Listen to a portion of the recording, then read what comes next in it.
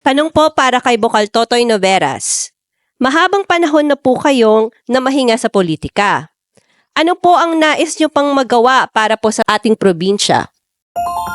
Magandang araw po sa ating lahat. Nung ako po ay naging bukal noong 1995, ang una ko pong napagtuunan ng pansin noon ay ang access road mula sa labas ng Aurora papasok.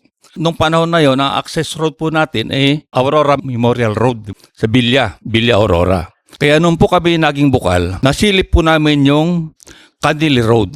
Nung araw panahon na yon ay isang provincial road. Alam naman po natin, sa liit ng pondo pa ng probinsya, hindi natin kayang ma-maintain yung kalsada na yon.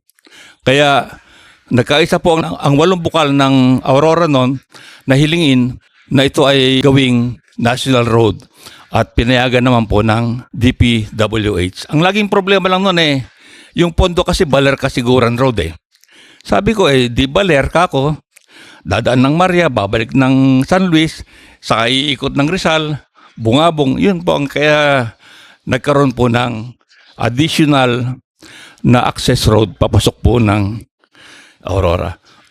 Kaya ngayon po doon sa Dikadi naman, sa Parcel 2, naisip na rin po namin na ang access road po natin ay mula Isabela ay isa. Yun lang pong dadang ka ng Dinadyawan, then papunta kang Dikadi. Bago po pinababa sa pwesto, pinasurvey po sa amin ni Gov. Christian yung alternate na kalsada. Yan po ay magmumula sa kilometer 10 ng Caloocan sa Dipakulaw, lalabas na po ng Barangay Simbahan. Makakatipid po tayo ng 17 kilometers na bundok. Kaya ang makikinabang po dyan ay Dikadi dahil una, mumura ang presyo ng bilihin dahil malapit na po Ang magiging trading partner na po ng Dikadi is Santiago City na maunlad kaysa pumunta po sila ng Cabanatuan. Mas malapit po. Pati ho mga health services malapit na po sa Santiago. Pare po tayong naisip noon, yung pong aking experience po sa IDC bilang manager. Napag-aralan ko po yung paano yung pag-layout ng kalsada. Yung pong nung araw na ilang pong taon nilang sinusukat yung Dikildit to Tugit and Jamman, yun din pong Kulat to Dilasag. Shortcut po, ginagawa na rin po yung kalsada.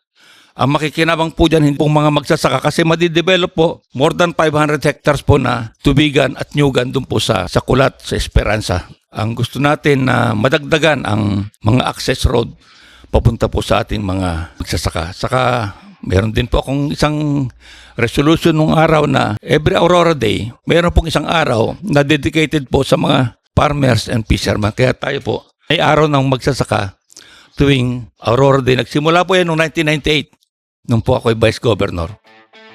Muli pa ako po si Totoy Noveras, number 5 sa Balota, nangangako ng serbisyong Noveras, matuwid at mapagkalinga.